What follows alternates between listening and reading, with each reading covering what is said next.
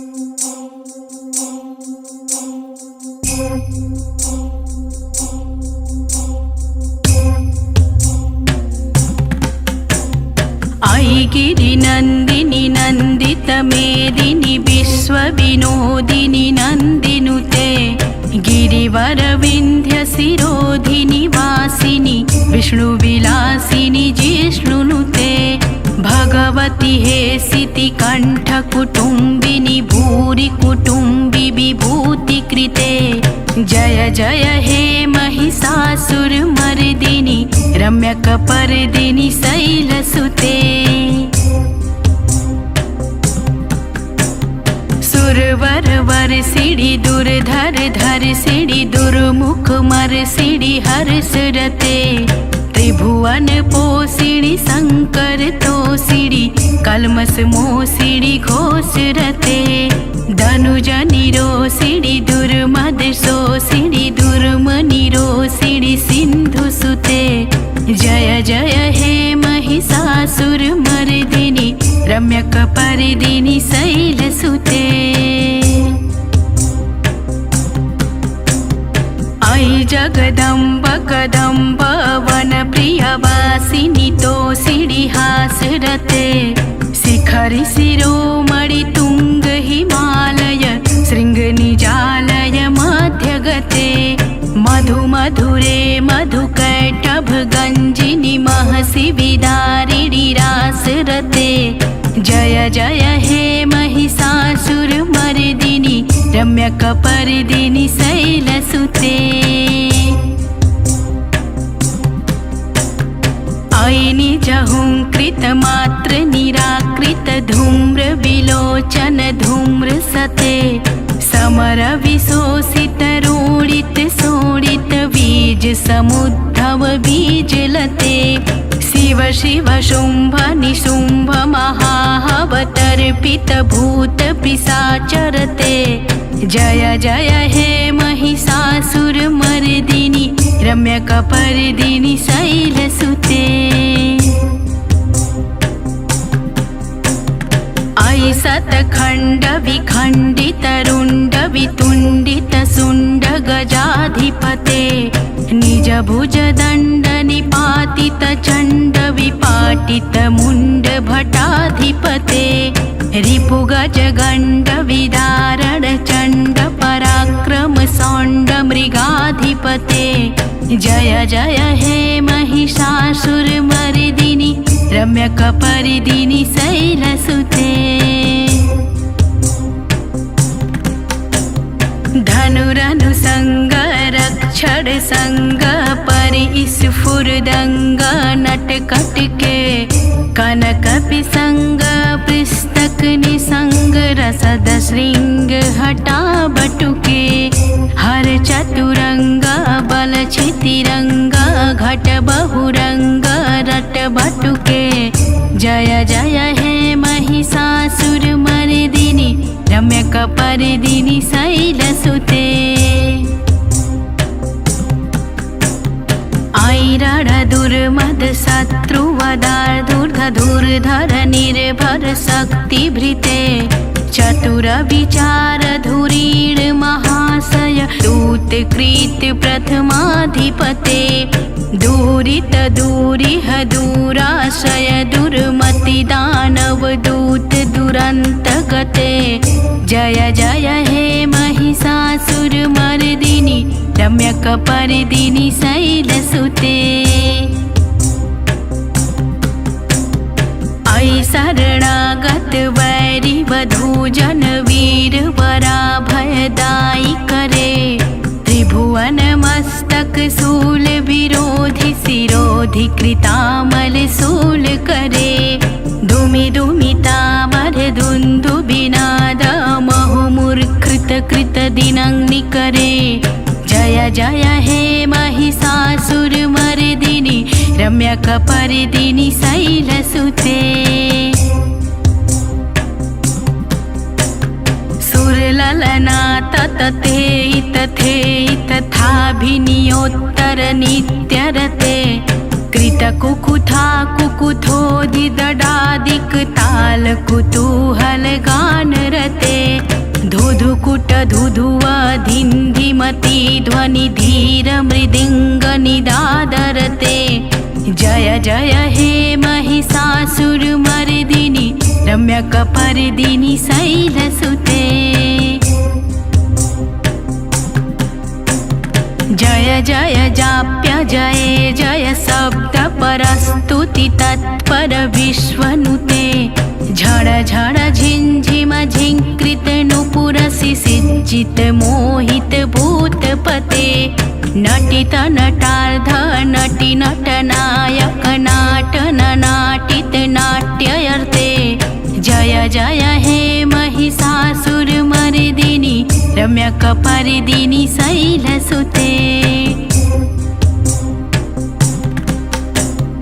अये सुमना सुमनः सुमनः सुमनः सुमनोरमकान्तियुते श्रितरजनी रजनी रजनी रजनी रजनी करवक्त्रिभृते सुनयन भ्रमर भ्रमर भ्रमर भ्रमर भ्रमराभृदिते जय जय हे महिषासुरमर्दिनि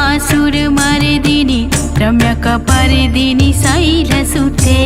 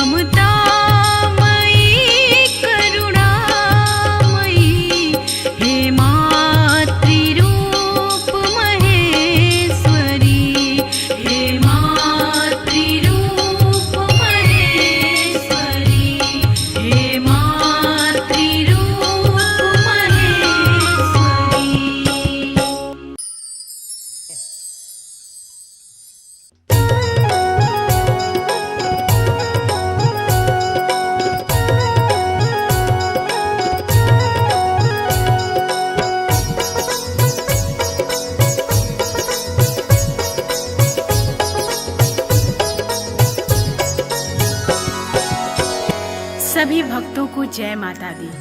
आइए आज आप सभी को माता वैष्णो की अमर कथा को बताती हूँ और श्रवण कराती हूँ। जय माता। माँ वैष्णो जी की अमर कहानी का इतिहास सुनाती हूँ। कैसे हुआ वध भैरवनाथ का पावन गाथा गाती हूँ। कैसे हुआ वध भैरवनाथ का पावन गाथा गाती हूँ। जय माता दी। गुरु गोरखनाथ का शिष्य भैरवनाथ बहुत बड़ा शक्तिशाली व बलशाली अघोरी था। तामसी भोजन करता था और सिवा अपने गुरु के भैरवनाथ किसी से नहीं डरता था। तपोधारी था भैरवनाथ, बहुत बड़ी तपस्या करता था। बिना तंत्र साधना के भैरवनाथ का एक दिन भी नहीं बीतता था। पर इसी के साथ साथ वह बहुत बड़ा घमंडी था। उसका ये मानना था कि वो तीनों लोक का स्वामी है, आंधी है, तूफान है। और ऐसे घमंडी भैरवनाथ का किस प्रकार माँ ने वध किया, आइए आप सभी को पूरी कथा बताती हूँ। श्रीधर नाम के एक ब्राह्मण थे और माँ वैष्णो के बहुत बड़े पुजारी थे। बहुत ही दीनहीन हालत थी उनकी, लगता था जैसे बहुत बड़े भिखारी हैं। सुबह शाम दिन रात माँ की भक्ति में लीन रहते थे। एक दिन श्रीधर कहीं जा रहे थे, अचानक से उनके साथ एक बहुत बड़ी घटना घटी। आइए उस घटना के बारे में आप सभी को आगे की कथा में श्रवण कराती हूँ। जय माता दी।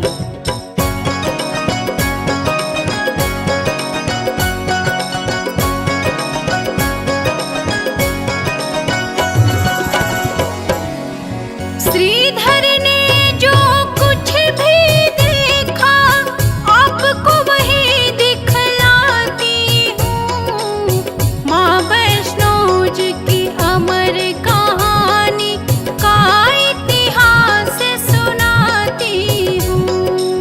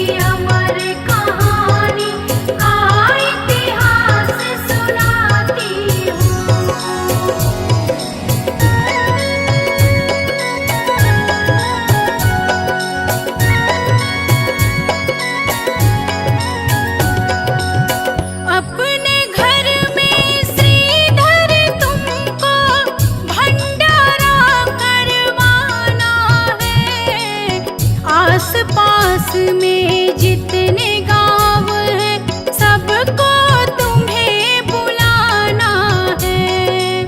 गोरखनाथ को नेह निमंत्रण श्रीधर जाके दे आना।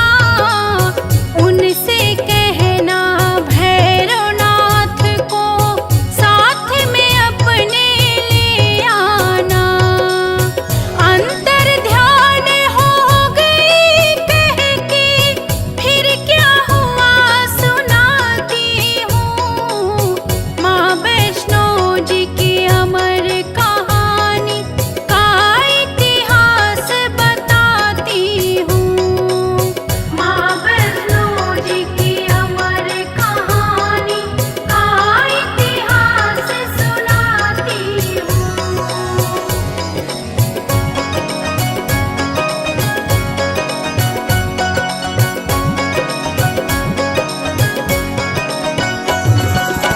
माँ के जाते ही वो श्रीधर डूब गया है रानी में। भंडारे की कह के माता डाल गई परेशानी में। दीनहीन निर्धन ब्राह्मण मैं कैसे करूँगा भंडारा। रहा देखता माँ के चरण चिन्ह खड़े खड़े वो बेचारा। भंडारा कैसे करवाऊं खुद ही मांग के खाता हूँ। माँ वैष्णो जी की अमर कहानी का मैं सार सुनाती हूँ। माँ वैष्णो जी की अमर कहानी का इतिहास सुनाती हूँ।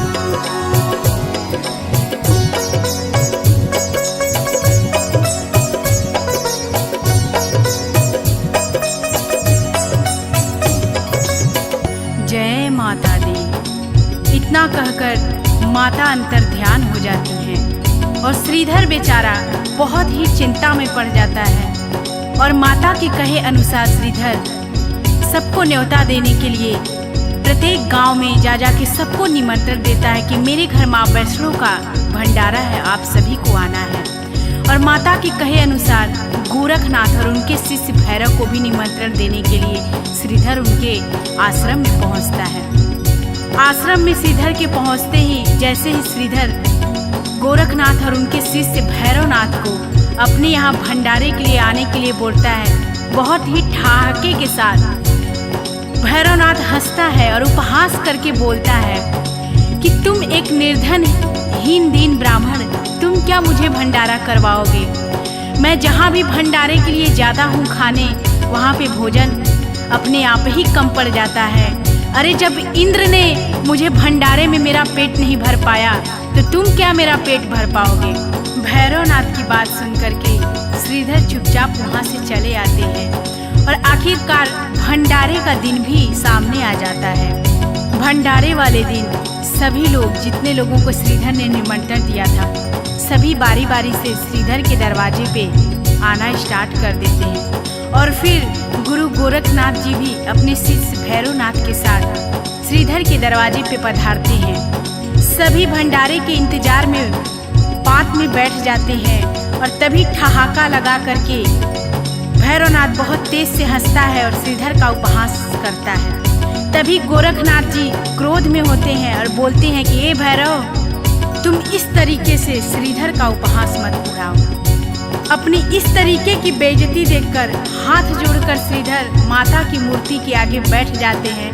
हे माँ, जगत जननी, कल्याण करने वाली माँ, आप ही मेरी नैया को पार लगाओ माँ। इतना सुनते ही माता किस प्रकार अपनी चमत्कार दिखाती हैं, आइए आगे की कथा में आप सभी को सुनाते हैं।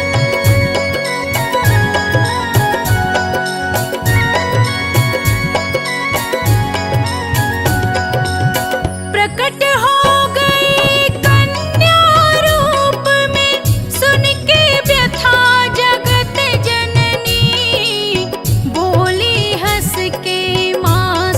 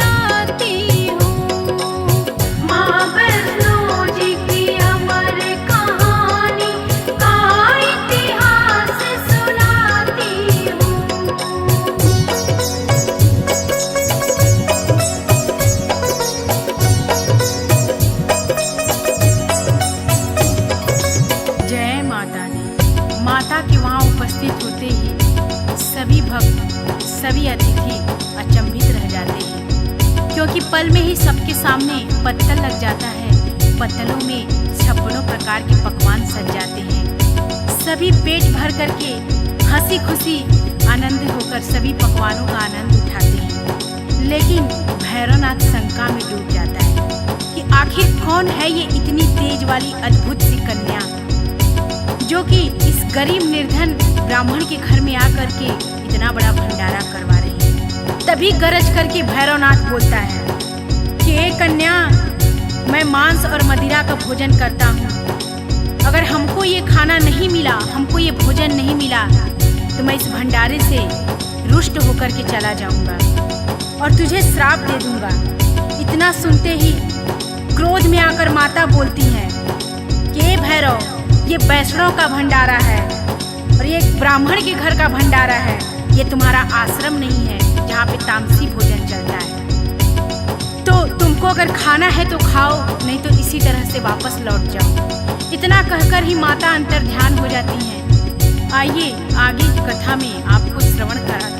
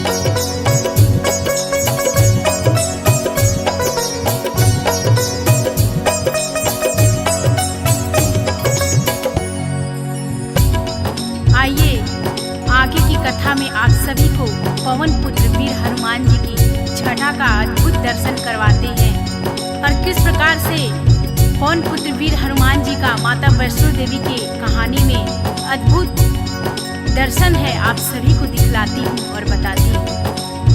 पर्वत की एक शिला पे वीर लांगुर हनुमान जी बैठे रहते हैं और माता के और भैरवनाथ के जो खेल चल रहा है उसको बहुत ही भली भांति जानते हैं और माता को पहचान जाते हैं वीर लांगुर हनुमान जी की माँ वैष्णो है। और जो ही माता उनके पास पहुँचती है, वीर हनुमान जी के पास में नतमस्तक होकर के माता को प्रणाम करते हैं और बोलते हैं, हे जगत जननी जगदम्बा माँ, जो भी आज्ञा हो इस बालक के लिए सो आप कहिए। और देखिए आगे माता क्या बोलती हैं हनुमान जी से। बोलती हैं, हे पवन पुत्र हनुमान सुनो, पीछे पीछे हमारे दुष्ट भैरवनाथ आ रहा है और मैं गुफा के अंदर प्रवेश करने जा रही हूँ। और जब तक मैं गुफा के बाहर ना आ जाऊँ तब तक तुम इस गुफा के द्वार की रखवाली करते रहना। इतना कह कर के माता गुफा के अंदर चली जाती है और पीछे पीछे पवन वेग से भैरवनाथ भी वहीं पे आ जाता है और गुफा के आगे पवन पुत्र का पहरा लगा रहता है। जैसे ही पवन पुत्र को भैरवनाथ देखता है बहुत ही क्रोध से बोलता है, ए बंदर हट तू, यहाँ से मुझे अंदर जाना है। हनुमान जी भैरव से बोले, कौन है तू दुष्ट, क्यों यहाँ आया है? लगता है तेरा काल खींच करके यहाँ लाया है। तुझे पता नहीं है कि तू यहाँ पे किस लिए आया है? तेरा आज अंत होगा। इतना सुनते ही क्रोध में भैरवनाथ बोलता है कि तू बंदर होकर के मुझे मारेगा।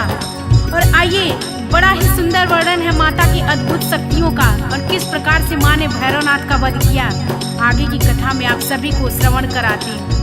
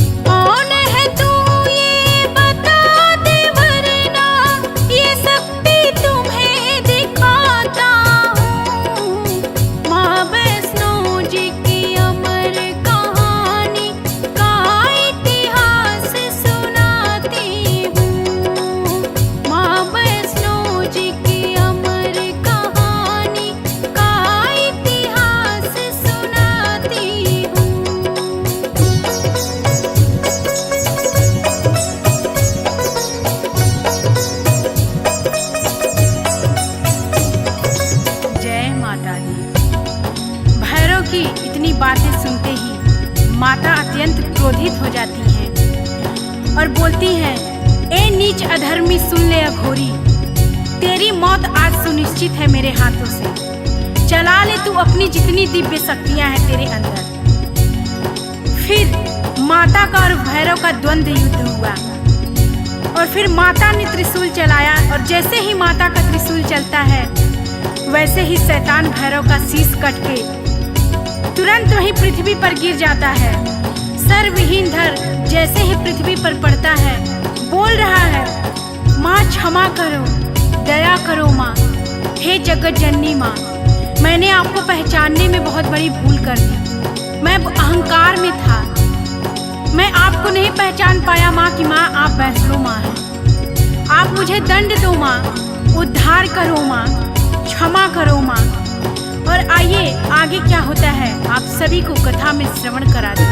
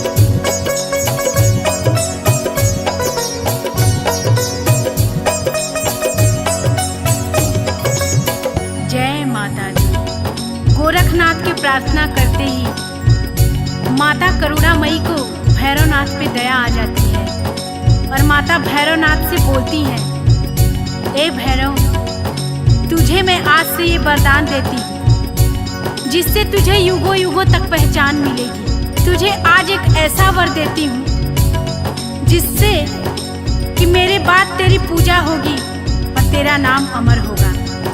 और माँ ऐसा वरदान देती है कि अगर मेरे दर्शन करने के बाद जो तुम्हारा दर्शन नहीं करेगा उसकी यात्रा और उसका दर्शन अधूरा रह जाएगा। मेरा दर्शन करे या ना करे पर तेरा दर्शन जरूरी है।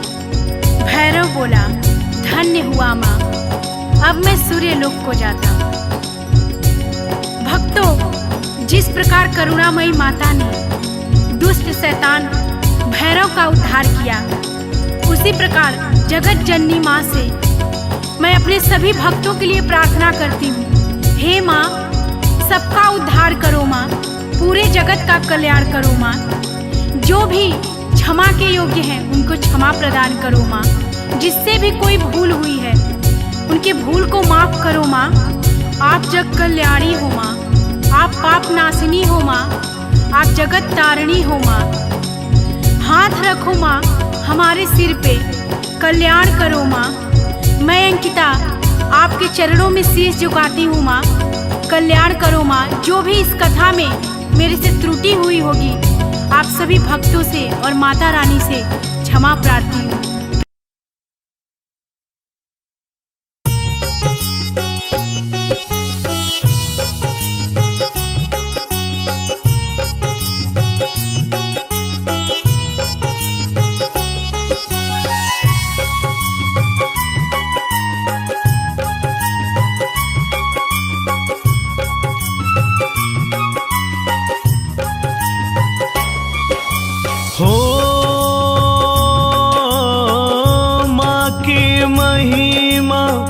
सब ही सुनाते,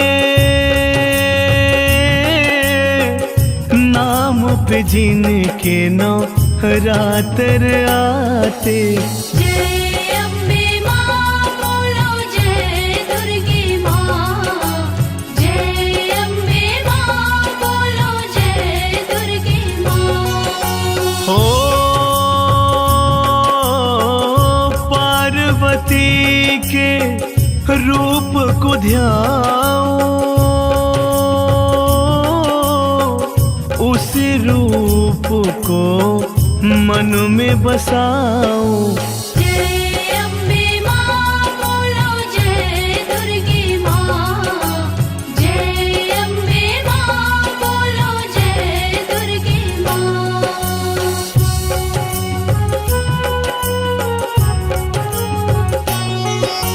हो शैलपुत्री माँ प्रथम कहाई, बाल रूप में बैल पे आई। जय अम्बे माँ बोलो, जय दुर्गे माँ। जय अम्बे माँ बोलो, जय दुर्गे माँ। हो ब्रह्मचारिणी दूसरी माता, हाथ कमंडल जल का सुहाता। जय अम्बे माँ बोलो, जय दुर्गे माँ। जय अम्बे माँ बोलो, जय दुर्गे माँ।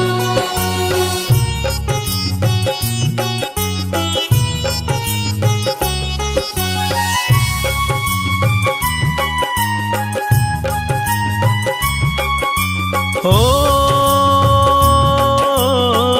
चंद्र घंटा तीसरी माई,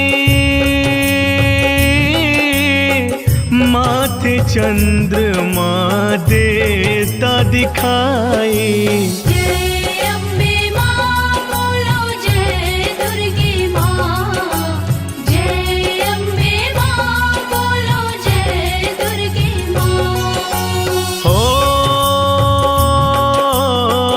कुसुमांडा चौथी बलशाली, फल उपजा कर देने वाली। जय अम्बे माँ बोलो, जय दुर्गे माँ। जय अम्बे माँ बोलो, जय दुर्गे माँ।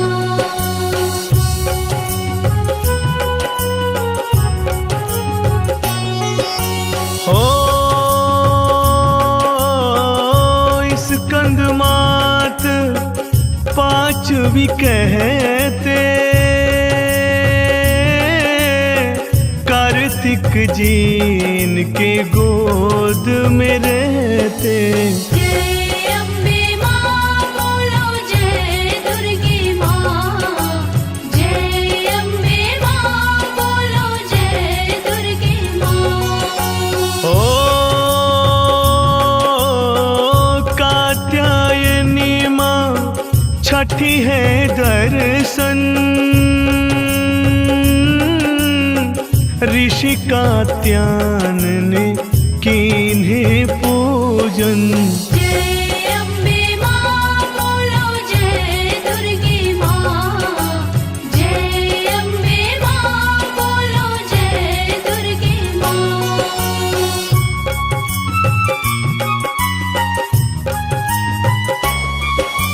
ओ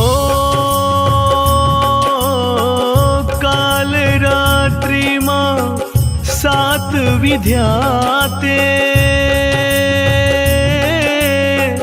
रूप देख पापी घबराते। जय अम्बे माँ बोलो जय दुर्गे माँ। जय अम्बे माँ बोलो जय दुर्गे माँ। ओ माँ गौरी माँ आठ विदाता, शंकर संग में रूप मन भाता। जय अम्बे माँ बोलो जय दुर्गे माँ। जय अम्बे माँ बोलो जय दुर्गे माँ।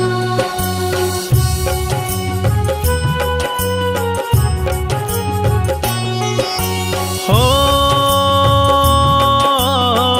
सिद्धिदात्री नवमी हो माँ, रिद्धि सिद्धि भक्ति अब दो माँ। जय अम्बे माँ बोलो जय दुर्गे माँ। जय अम्बे माँ बोलो जय दुर्गे माँ। हो नवरूप जो मन में बसाए, उसको कष्ट कभी न आए। जय अम्बे माँ बोलो जय दुर्गे माँ। जय अम्बे माँ बोलो जय दुर्गे माँ।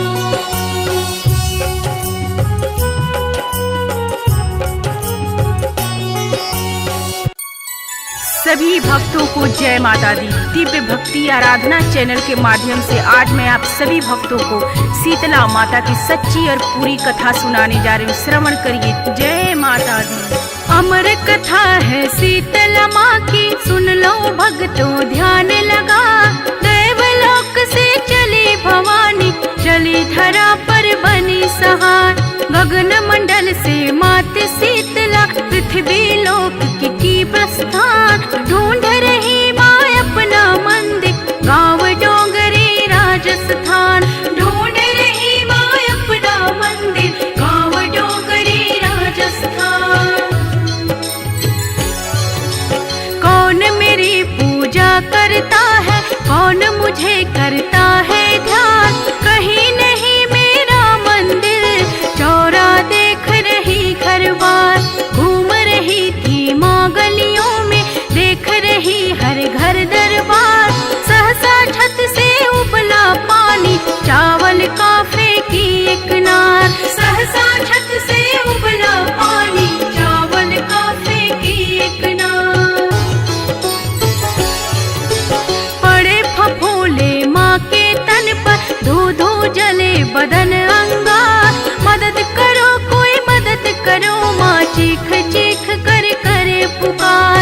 मदद करो कोई मदद करो माँ, चीख चीख कर करे पुकार। लेकिन गांव का कोई सज्जन नहीं किया माँ का उपचार। घर के बाहर एक कुम्हार बैठी थी दुख में मन मार।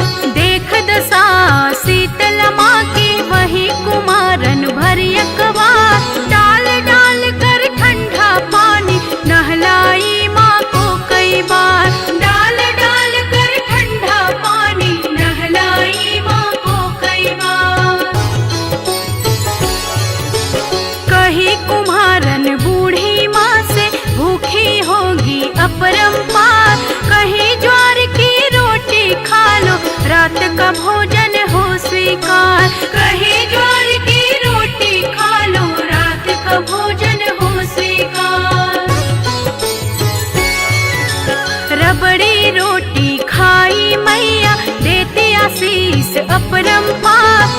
जाकर शीतल भई मैया, खूब हुआ सेवा सत्कार। तब जाकर शीतल भई मैया, खूब हुआ सेवा सत्कार। कहा कुम्हारन ने मैया से, कितने बिखरे बाल कपाल। लगे गूंथने चोटी सर पर, कंघी करने लगे हजार। देख अचानक डरे कुम्हारन, सिर में आंख का कर दीदार। लगी भागने हाथ छुड़ा के, घबराई नारी लाचार। लगे भागने हाथ छुड़ा के, घबराई नारी लाचार। रुक जा बेटी, ठहरो बेटी, करे शीतला करुण पुकार। ना मैं भूत प्रेत पैसाचन, डरो नहीं आओ निज द्वार। ना मैं भूत प्रेत पैसाचन, डरो नहीं आओ निज द्वार। मैं हूँ माता देवी शीतला, धरती पर आई यही साथ। कौन मेरी पूजा करता है, मंदिर चौरा का रखवार। कौन मेरी पूजा करता है, मंदिर चौरा का रखवार।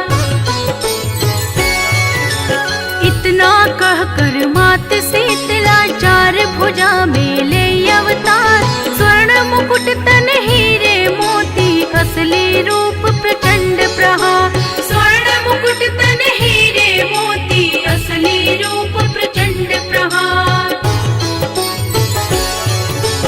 माँ के दर्शन कर कुम्हारन, ओटन लगी लीलार कपार। हूँ गरीब तुझे कहाँ बिठाऊं, नैना बहे अश्रु के धार। हूँ गरीब तुझे कहाँ बिठाऊं, नैना बहे अश्रु के धार। ना चौकी ना साधन घर में, ना कोई आसन है मेरी माँ। हाथ जोड़ कर खड़ी कुम्हारन, क्षमा करो हे माँ एक बार। हाथ जोड़ कर खड़ी कुम्हारन, क्षमा करो हे माँ एक बार। कुम्हारन का गधा द्वार पर खड़ा देखता रहा श्रृंगार। बैठ गई माँ गधे के ऊपर, यही मेरा आसन आधार। बैठ गई माँ गधे के ऊपर, यही मेरा आसन आधार। एक हाथ में झाड़ू, दूजे डलिया लेकर करे विचार। झाड़ू झाड़ भर फेंक के डलिया, करे गरीबी का निस्तार। झाड़ू झाड़ भर फेंक के डलिया, करे गरीबी का निस्तार। तेरी भक्ति से प्रसन्न हूँ, मांगो वर कोई तुम खार। हाथ जोड़ कर कही कुमारन, डुमरी गाँव में करो निवास। हाथ जोड़ कर कही कुमारन, डुमरी गाँव में करो निवास।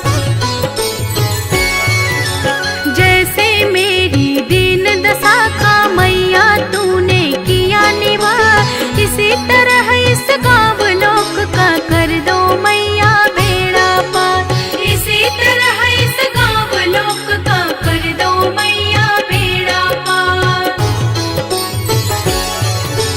होली बाद सप्तमी के दिन, जो भी करे भक्ति सत्कार।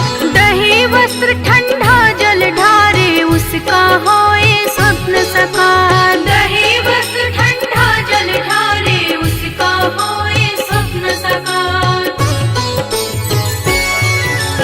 नारी सुहागन सदा रहे, वह गोद भरे अन्न धन भंडार। पुरुष चढ़ावे फूल नारियल, सुखी रहे उसका परिवार। पुरुष चढ़ावे फूल नारियल, सुखी रहे उसका परिवार।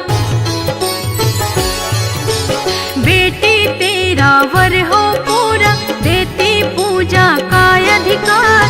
गाँव से लेके डोंगरी में, मैया का मंदिर सुख द्वार। गाँव से लेके डोंगरी में, मैया का मंदिर सुख द्वार।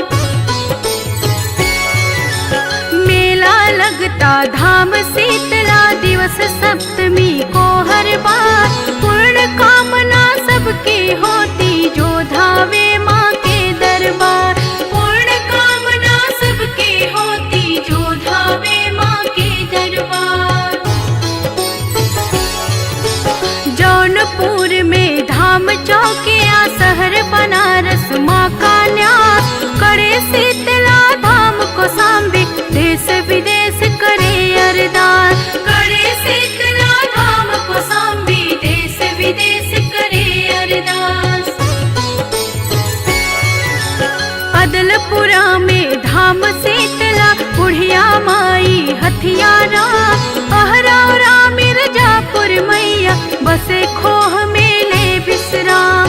अहरौरा मिर्जापुर मैया बसे खोह मेले विश्राम। ढोलक ताल मजीरा बाजे निस दिन मैया के दरबार। जो नित दिन भजन सुनावे भर देती अन धन घर द्वार। जो नित दिन ये भजन सुनावे भर देती अन धन घर द्वार। अमर कथा है शीतला माँ की, सुन लो भक्तों ध्यान लगा। दैवलोक से चली भवानी, चली धरा पर भई सहार। दैवलोक से चली भवानी, चली धरा पर भई सहार। दैवलोक से चली भवानी, चली धरा पर भई सहार। दैवलोक से चली भवानी, चली धरा पर भई सहार।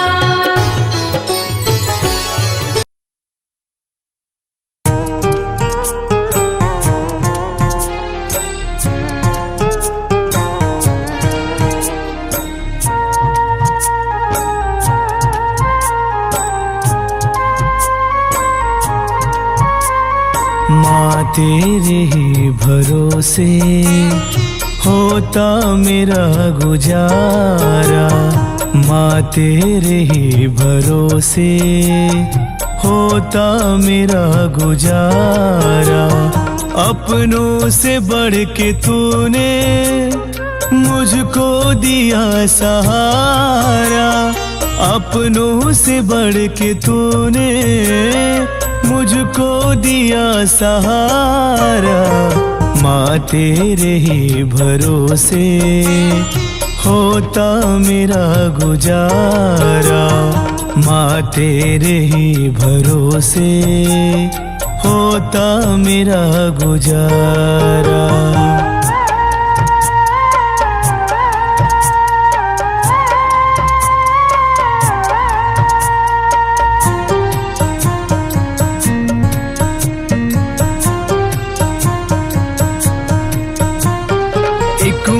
की तरह ममता तूने लुटाया मुझ पर।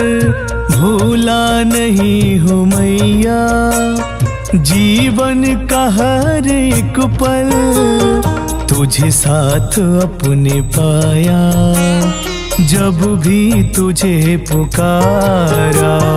माँ तेरे ही भरोसे होता मेरा गुजारा।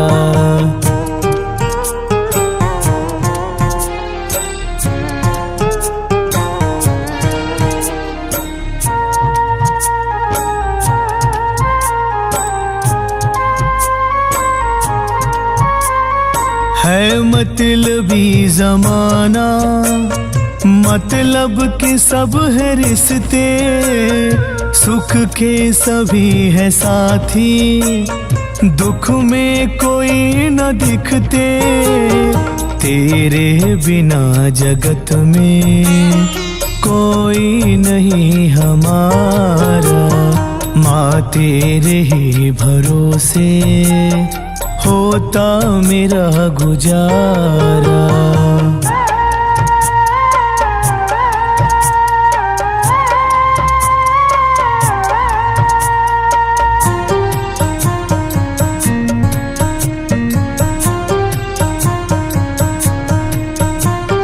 तुम साथ हो जो मेरे, किस चीज की कमी है। मुझे और अब किसी की परवाह भी नहीं है।